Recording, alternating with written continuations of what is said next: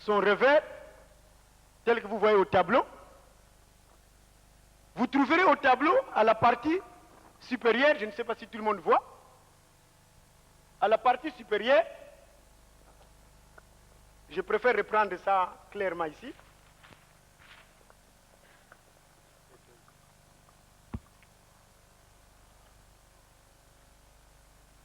Attends, je vais me déplacer, Voilà. Vous trouvez à la partie supérieure, dans la fusion de ces deux clés, il y a un rectangle qui apparaît à la partie supérieure. Et en faisant une étude, en étudiant minutieusement cette figure, je me suis rendu compte que ce carré-là, ou ce rectangle, c'est un piston.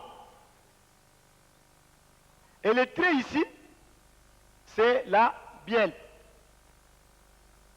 Et les encoches ici, c'est le vilebrequin.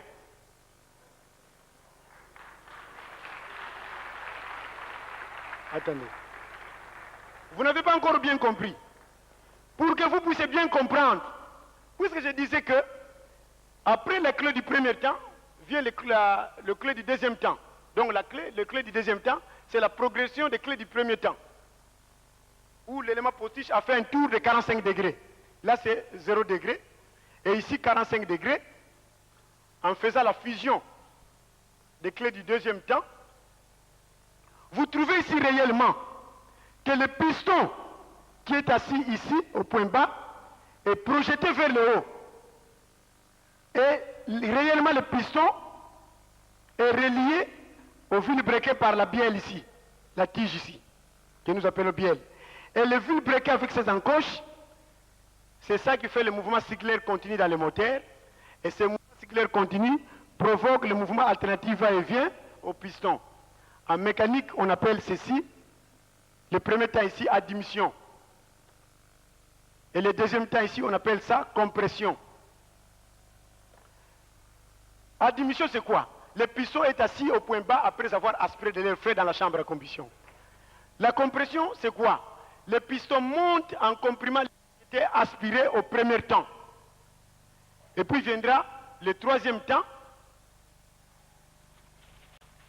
Viendra le troisième temps, avec les clés du troisième temps, de 90 degrés, où le piston est arrivé à quelques degrés du point haut. Et ici, dans la mécanique, on appelle ça temps en balance. C'est-à-dire le piston envoie le mélange gazé, profite de cette occasion, pour envoyer le mélange gazé dans la chambre à combustion, donc le carburateur. Parce que lorsque le piston atteint le point haut du moteur, puisqu'il entraîne le volume d'air, il n'arrive pas à atteindre le sommet.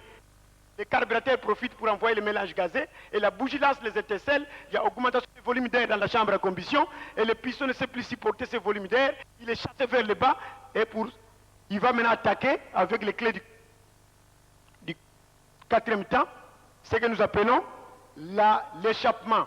Le piston monte encore, après avoir été chassé, il monte encore pour faire sortir l'air qui était brûlé au troisième temps vers l'extérieur. Alors ici, je voulais seulement dire ceci.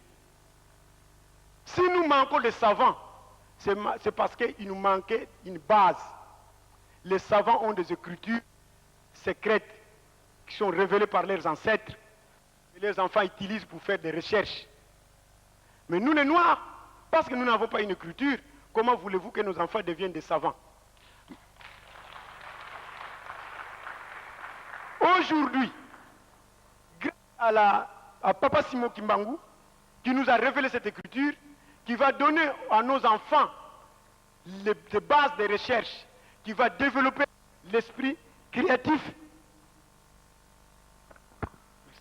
qui va développer, je disais, l'esprit créatif de nos enfants.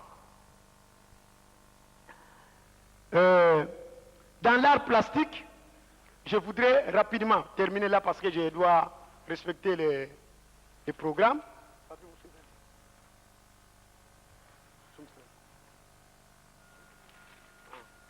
Voilà. Non, on peut s'arrêter là. Ok. Voilà. Dans l'art plastique, j'ai découvert comment nous pouvons avoir changé de stylo. comment nous pouvons avoir nos motifs à nous.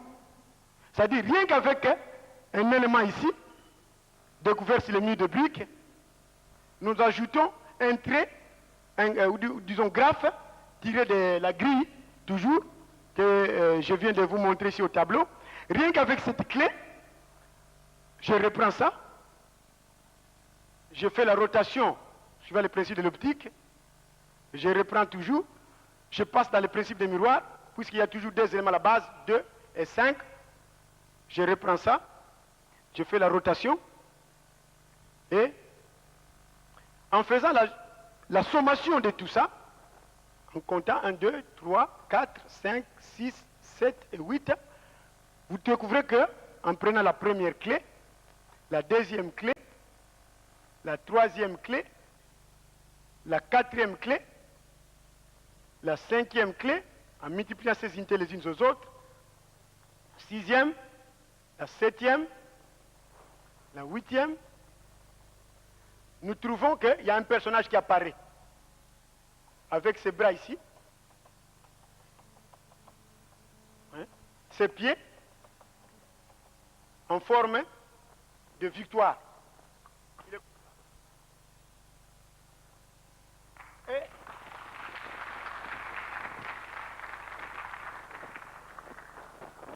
Et nous pouvons, je peux vous dire déjà que ça c'est un robot. Et j'ai découvert beaucoup de choses.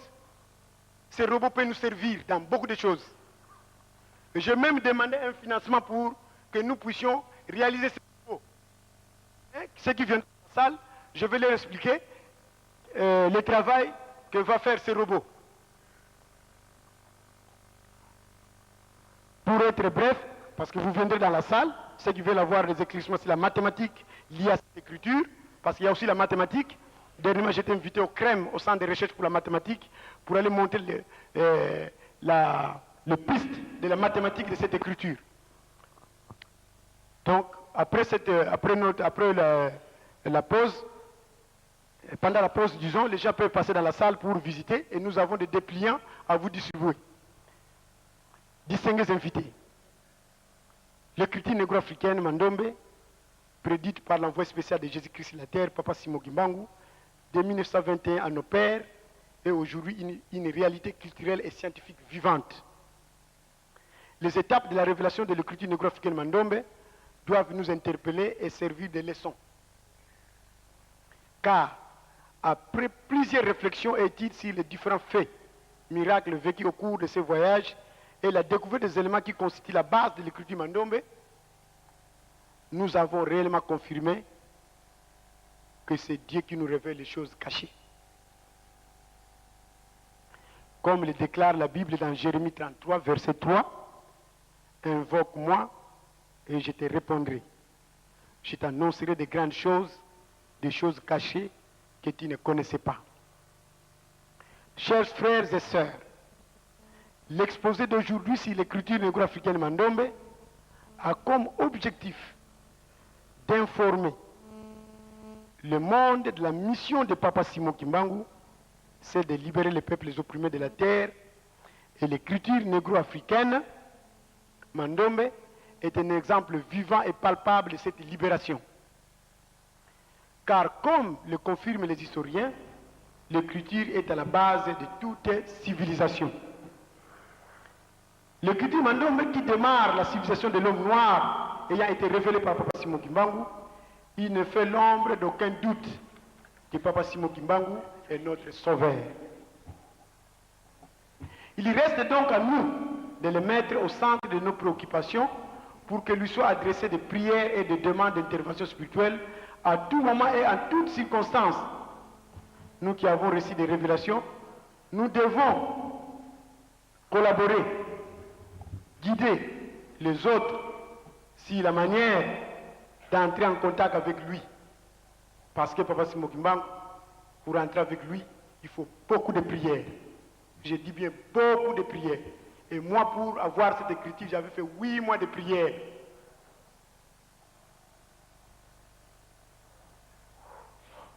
Ainsi, Pardon, je voulais dire, cette façon d'entrer en contact avec lui a fait l'objet d'une étude de notre part.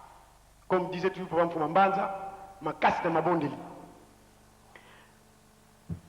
Ainsi, en faisant une étude rétrospective sur les différentes manifestations de Papa Simon Kimbangu au cours de notre voyage de Kinshasa en Kamba, nous avons pu expérimenter l'omniprésence, l'omnipotence et l'omniscience de Papa Simon Kimbangu. Commençons d'abord par l'appel. Le fait d'avoir été appelé à nous rendre en Kamba prouve à suffisance qu'un Kamba est notre lieu sacré, sinon le lieu indiqué pour nous purifier. C'est-à-dire, nous les Noirs, tous les problèmes que nous pouvons avoir, notre salut c'est en Kamba, qu'on soit en guerre, qu'on soit menacé, nous devons aller en Kamba pour aller prier et demander à Papa Simon Kimbangu. Parce que moi, je n'étais pas kimbanguiste, j'étais catholique. Il pouvait me dire dans les rêves, David, commence à prier à partir d'aujourd'hui, je vais te donner une mission pour la race noire. Mais il m'envoie d'abord en Kamba. C'est pour dire qu'un Kamba, c'est le lieu indiqué pour nous les Noirs. Ensuite, l'apparition de Papa Simon Kimbangu au parti Molar confirme l'omniprésence de ces derniers. Il a par ses gestes montré à nos proches parents qui doutaient à la maison que c'est lui qui nous a appelés en Kamba vit et il est toujours présent parmi nous. Quant au cantique de promesses entendu à en croire les premiers chefs spirituels de l'Église du Mangui, son éminence d'Angena Guntima, c'est la confirmation d'une réalisation de promesses faites par Papa Simon Kimbangu au travers nous. C'est-à-dire, l'écriture maintenant vient de se réaliser, la race noire maintenant a son écriture, grâce à notre effort, c'est-à-dire ce que Papa Dangena avait dit, ça s'est confirmé. La vision d'une constellation des étoiles dans le ciel montre que Papa Simon Kimbangu est l'unificateur, parce que ces étoiles, ces jours-là, se sont réunies et ça formait un joli cercle. Que Papa Simon Kimbangu est l'unificateur. Et la mission que nous avons reçue est une mission de l'unification de tout un peuple. Car bien des peuples sont unis par leur religion, leur langue ou par leur écriture. Le fait de rester collé au sol avec la lampe tempête montre l'omnipotence de Papa Simon Kimbangu. C'est la manifestation même de ses actes de puissance. Parce que qui peut retenir quelqu'un au sol? Mais Papa Simon Kimbangu m'a collé au sol. Donc, c'est pour montrer sa puissance qu'il est capable de tout. Et il peut nous transformer. La fuite de la femme qui ne voulait pas nous approcher confirme qu'en entrant en contact avec lui, avec Dieu, celui-ci nous transforme, nous illumine, à l'instar de Moïse. Après sa descente du mont Sinaï, il y a les enfants d'Israël qui avaient aussi fui, qui ne voulaient pas le voir, parce que sa figure illuminée. La vision d'un homme qui planait dans l'espace de la cité sainte, jusqu'à aller atterrir au mausolée de Papa Simon Kimbangu et à l'école secondaire d'Nkamba en faisant des sons en longueur d'un bout à l'autre du bâtiment, nous fait comprendre que c'est lui, Papa Simon Kimbangu, dont le corps repose au mausolée, est non seulement présent partout, mais aussi nous montre la délicatesse de la mission nous confiée est une mission didactique, c'est-à-dire d'enseignement. C'est-à-dire, tant que l'on c'était pour miracle nous sommes comme on a nzela ngai Simon Kimbangu dont le corps réussi au mausolée parce qu'il n'avait même pas fait 2 minutes là-bas au mausolée. Et quand il est parti à l'école en faisant des soins en longueur, moi je n'avais pas compris à ce moment-là. C'était pour me dire que voilà la mission que tu vas avoir, c'est une mission de l'enseignement. Tu vas ouvrir les écoles. Et le fait de sauter par-ci par-là, c'était pour dire que tu vas commencer à beaucoup voyager. Aujourd'hui, moi, je ne fais que voyager pour cette écriture. Par Matadi, je suis au Kabinda, je suis à Brazza, je suis à Pointe-Noire. Dernièrement, j'étais à Paris, où j'étais invité par les étudiants noirs de la diaspora. Je suis rentré, je suis à Labrador, je ne fais que ça. Et c'était une façon de me dire, voilà la mission que tu vas avoir. La révélation des chiffres 5 et 2 avec l'ordre formel de faire à partir de ces deux, à partir de ceci, tout ce dont nous aurons besoin dans l'activité matérielle, nous confirme l'omniscience de Papa Simon Kimbangu. Lui qui nous révèle les choses cachées que nous ne connaissons pas. Puisque moi, votre frère, j'étais appelé en Kamba. Et l'homme d'Nkamba, c'est Papa Simon Kimba. Et j'ai entendu de mes yeux, de mes oreilles, pardon, Papa Simon Kimbangu me dire, Babile momi bale wana yo moni, yangonde bokosele makamunyo, so bozana ngo poste d'activité matérielle. Pour votre information, nous sommes déjà à notre 218e conférence. Souvent à l'INIKIN, beaucoup de professeurs m'invitent pour aller montrer la capacité de l'homme noir en matière inventive. Ma dernière conférence à l'INIKIN, c'était à la faculté des sciences sociales. J'étais invité par le professeur Lapika. Dans le cadre de son cours, j'ai démontré la capacité de l'homme noir aux étudiants de la première licence, deuxième licence de la faculté des sciences sociales. À l'heure qu'il est, j'ai encore une invitation de la psychologie, du professeur Mpinda, qui était aussi envoyé par le ministre de la Recherche scientifique pour venir vérifier et lui donner l'appréciation de cette écriture. Et le professeur Mpinda m'avait coté excellent, meilleur inventeur du Congo démocratique à ce moment-là. Et il m'invite maintenant à aller montrer aux étudiants de la faculté de psychologie la capacité de l'homme noir en matière inventive. Donc je disais que, pour votre information, nous sommes déjà à notre 218e conférence. Un jour, après un exposé à la faculté de droit de l'université de Kinshasa, un étudiant de la deuxième licence en droit nous dira non sans humour, après ma conférence, il me dira, monsieur, il y a un Dieu qui t'inspire. Va demander à ton Dieu de te donner son nom dans le monde spirituel. J'étais invité à la faculté de droit. Je peux même citer le nom de cet étudiant. C'était Maître Mabela à ce moment-là. Ceux qui le connaissent, parce que je ne sais même pas où est-ce qu'il est maintenant. Nous avons dormi dans la même chambre, dans le même lit dans sa chambre. J'étais parti là-bas pour animer une conférence faculté de droit. Alors Maître Mabela me dira, tu as un Dieu qui t'inspire, allez demander à ton Dieu de te donner son nom dans le monde cosmique, dans le monde spirituel. Et dans nos prières, nous commençons à demander cela à notre Dieu.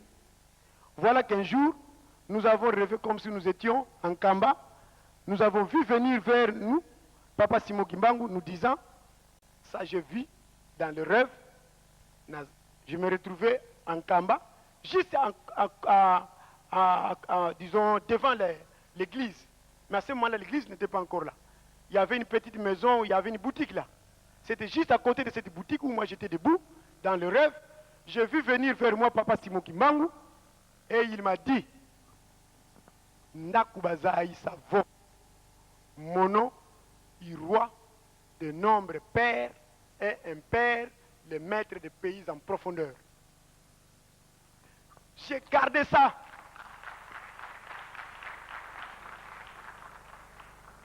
J'ai gardé ça. Et quand je me suis réveillé, j'ai répété ça, j'ai écrit ça rapidement pour que je ne puisse pas oublier, parce que j'avais bien entendu.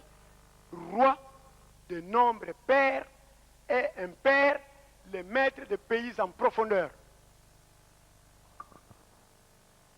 Mes chers frères, en étudiant cette phrase, nous nous sommes rendus compte que Papa Simon Kimbangu, c'est Dieu qui s'est fait homme. J'ai demandé des gens, j'ai trouvé plusieurs personnes pour leur demander qu'est-ce que cela signifie, le sens de cette phrase. Personne n'arrivait à donner le sens de cette phrase. Un jour, une idée m'est arrivée. Non, je peux même ici. Il y a des espaces.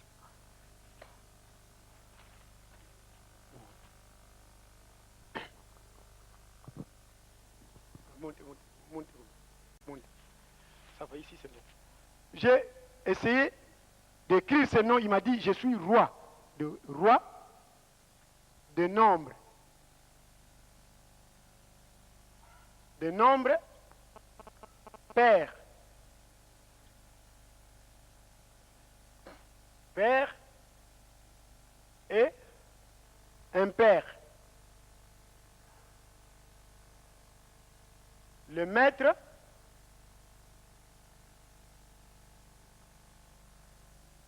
des pays en profondeur.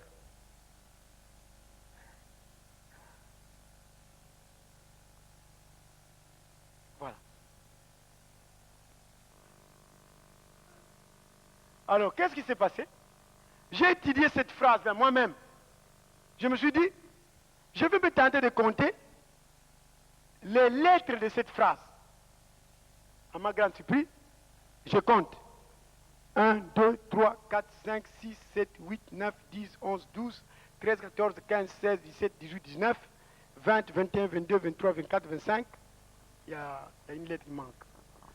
Il y a S, oui. De nombres pairs. Il y a plusieurs nombres pairs. Donc je reprends. 1, 2, 3, 4, 5, 6, 7, 8, 9, 10, 11, 12, 13, 14, 15, 16, 17, 18, 19, 20, 21, 22, 23, 24, 25, 26, 27, 28, 29, 30, 31, 32, 33, 34, 35, 36, 37, 38, 39, 40, 41, 42, 43, 44, 45, 46, 47, 48, 49, 50, 51, 52. Il m'a révélé deux chiffres, 5E.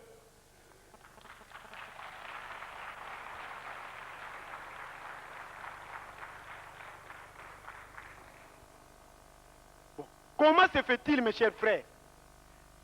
Une phrase que j'ai rêvée dans le rêve, j'ai écrit ça, je compte les lettres, ça tombe les deux chiffres qu'il m'a révélés. Je me suis dit, je vais compter parce qu'il y a deux phrases ici. La première phrase, roi des nombres pairs et impair. La deuxième phrase, le maître des pays en profondeur. Je compte pour la première phrase.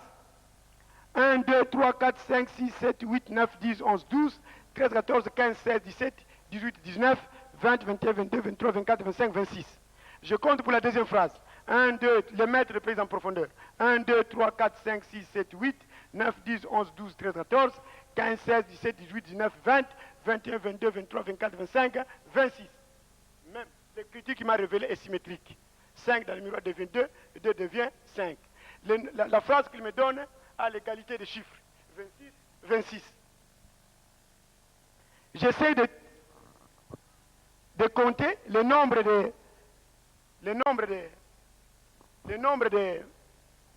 mots. Parce qu'il y a 52 chiffres, lettres, pardon. Je compte les mots. Il y a le mot roi. Ça fait 1, nombre 2, père 3, impair 4, maître 5, pays 6 et profondeur 7. 5 plus 2 est égal à... C'est-à-dire 52 lettres avec 7 mots. 5 plus 2 est égal à 7. J'essaye de compter les chiffres romains. Pardon, les chiffres romains. Je compte. Nous avons... donc on commence par les nombres croissants. Nous avons M qui est 1000. Nous avons M ici qui est 1000. Nous avons M ici qui est 1000. Ça fait 3000. Nous avons D ici qui est 500. Là encore D, ça fait 500. Et là encore il y a D qui fait 500. Ça fait 1500. Ça nous donne 4500. Je compte les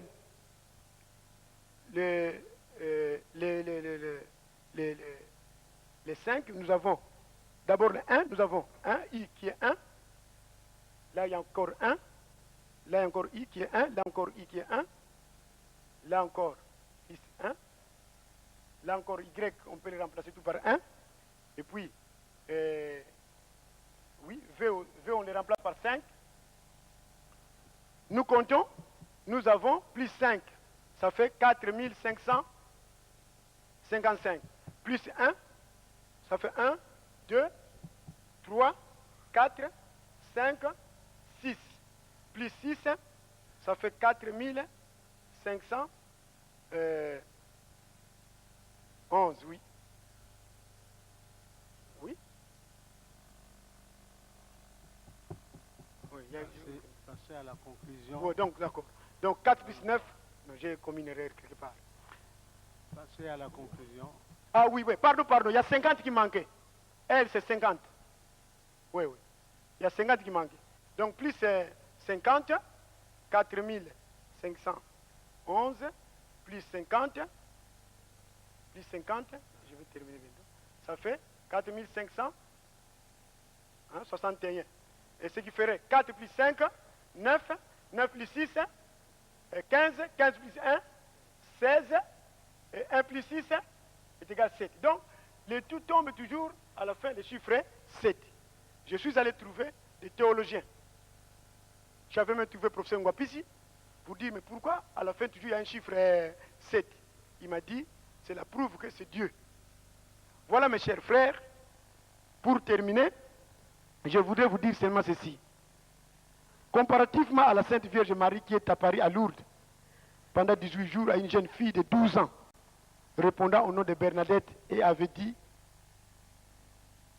va leur dire que je suis l'Immaculée Conception. Parce que les prêtres, quand la fille avait dit qu'elle voyait une sœur dans la grotte, les prêtres ont demandé à la fille d'aller dire à cette sœur-là qu'elle voyait dans la grotte comment elle s'appelait. Et la sœur avait dit à la fille, tu dois revenir ici pendant 18 jours. Et le 18e jour, je te dirai qui suis-je. Et puis le 18e jour, la sœur a dit à la fille que je suis l'Immaculée Conception. Après réflexion, les prêtres confirmèrent que c'est la Vierge Marie qui est apparue à Lourdes. C'est comme ça aujourd'hui, Lourdes en France est devenue une grande ville religieuse. En ce qui nous concerne, c'est à nous de confirmer qui est Papa Simon Kimbangu à partir de cette phrase. Ce qui manque à l'homme noir, ce n'est ni l'intelligence ni la logique, mais le manque de liaison spirituelle avec son Dieu. Maintenant que vous venez de suivre ce témoignage qui vous a fait découvrir Papa Simon Kimbangu et ses œuvres, il appartient à nous tous d'en profiter.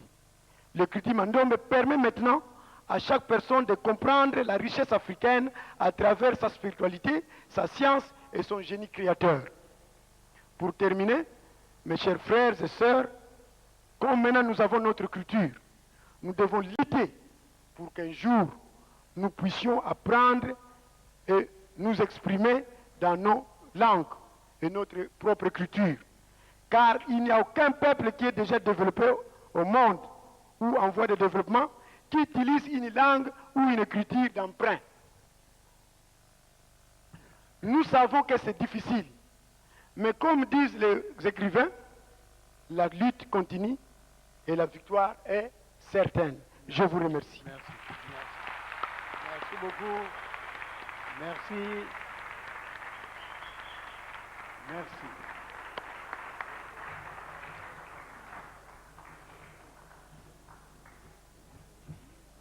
Bon, mes chers frères, messieurs, mesdames, nous allons terminer ici. Nous allons lever cette séance. Ce n'est pas pour clôturer la conférence, mais au moins nous terminons ce matin avec des réunions en plein air. Nous pouvons nous sentir libres en attendant que tout le monde regagne le centre d'accueil à 14 heures, comme on nous le demande. Oui, la communication qu'on nous a donnée, je vais la lire ici.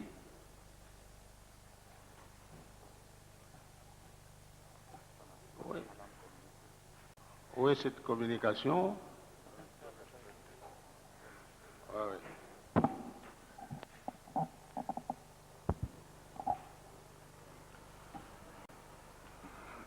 Votre attention, s'il vous plaît. Na komo ya tata mwana molio mosantu tokoloba ngo na lingala,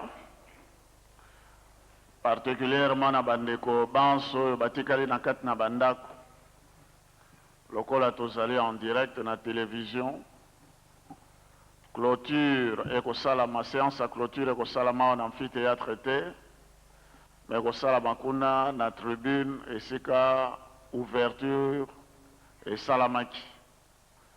Donc bandeko banso bazali na bandako bakoka ko se déplacer rapidement na centre d'accueil na tribune ndenge kaka tozalaki mokolo ya dimanche batata bamama bandeko banso oyo bazali na bandako surtout baoyo bazali nzinga na centre tozala mingi na centre mpo bakonzi bakozala mingi na centre na cérémonie ya clôture à partir ya 14h30 tozala biso banso.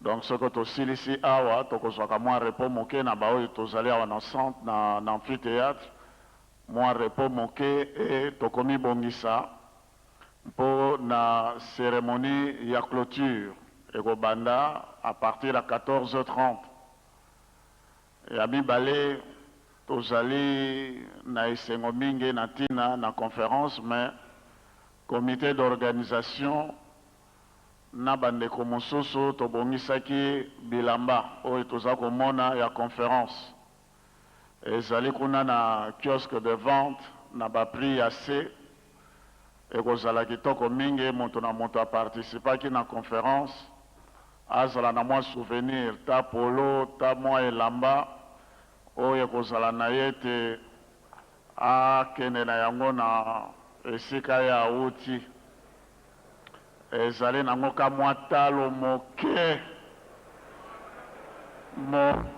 penza mpo ozala na souvenir ya conférence kozangisa yango te nazongisi micro na président mpo na programme ya bosilisi.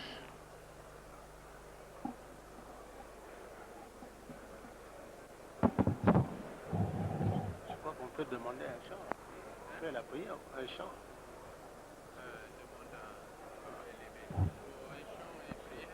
Voilà, après ce témoignage très poignant de David Wabela du Paï, inventaire inspiré de l'écriture Mandombe, l'heure maintenant à la plénière, parce qu'à la fin il faudrait qu'on fasse les actes de la conférence, mais ces actes se préparent. Voilà pourquoi des groupes de quelques personnes doivent être constitués pour que ceux-ci puissent voir dans quelle mesure doit-on rédiger les recommandations et autres actes de la conférence. Nous nous excusons, nous sommes allés un peu plus vite en besogne. Nous avons ici quelque chose de très important à écouter avant de clôturer. Nous avons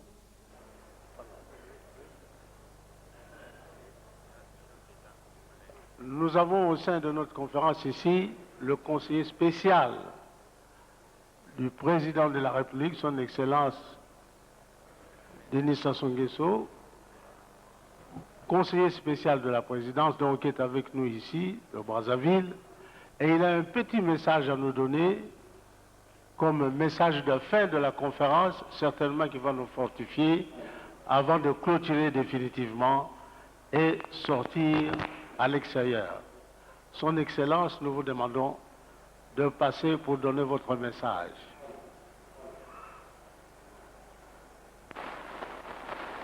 Allô.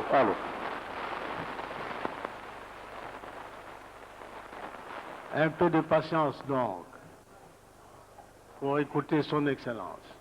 Allô.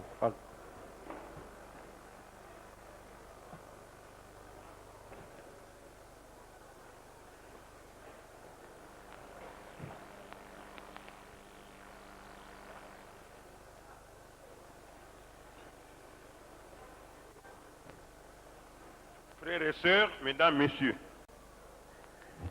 vous me voyez avec beaucoup de papier, mais n'ayez pas peur, je ne vais pas vous imposer un discours. J'avais préparé un exposé pour faire un parallèle entre le destin de Kimpavita et celui de Simon Kimbangu. Mais ce que j'ai dit a été tellement répété que même si les enseignants disent que l'institution est la mère de la pédagogie, moi je ne veux pas redire ce que les autres ont dit. Je veux simplement vous lire la dernière page de mon exposé. Kimpavita meurt, brûlé vif pour son patriotisme ardent, pour l'unité de son royaume, pour l'amour sans borne pour son peuple. Kimpavita et brûlée vive parce qu'elle voulait rendre confiance et espoir à son peuple. Forte de ses convictions, elle prêcha, opéra des miracles, soulagea des affligés. Elle harangua ses frères à rendre le royaume digne, à s'unir pour rétablir le règne d'un roi unique pour tout le Congo. Au XXe siècle, en pays Congo, un catéchisme protestant reçoit la visite du Christ. C'est Simon Kimbangu, qui, non seulement a des visions, mais ramène à la vie après prière une femme agonisante. Simon Kimbangu combat les injustices des missionnaires qui travaillent à l'asservissement des peuples. Les missionnaires protestants et catholiques se déchaînent contre l'église de Simon Kimbangu. Les colons et leur administration et les journaux à leur dévotion se déchaînent. On déporte, on jette en prison et Simon Kimbangu lui-même est arrêté. Il meurt en prison.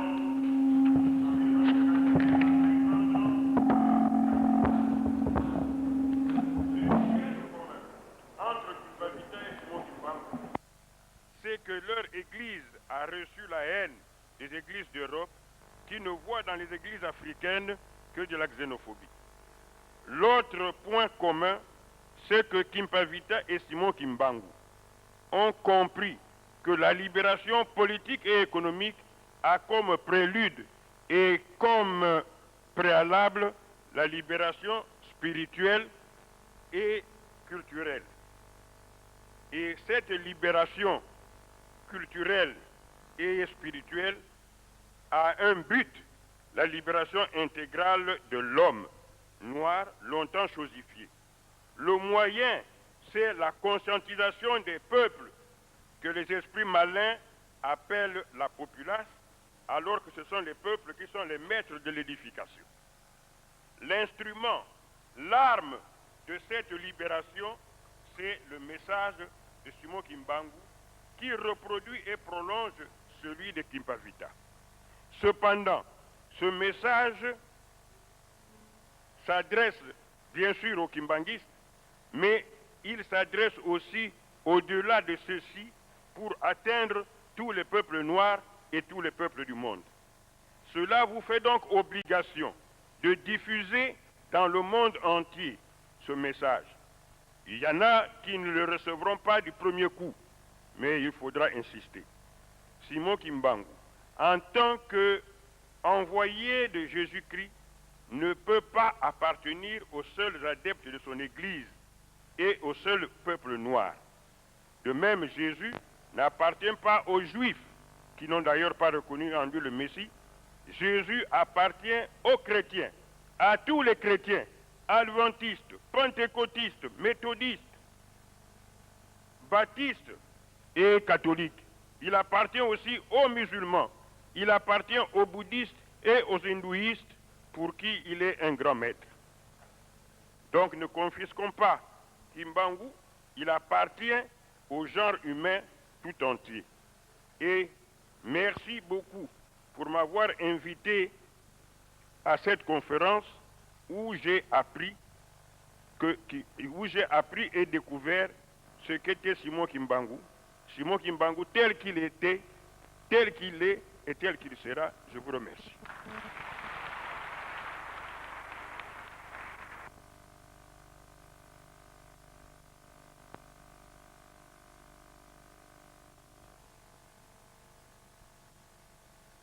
Nous disons beaucoup, Monsieur le conseiller spécial,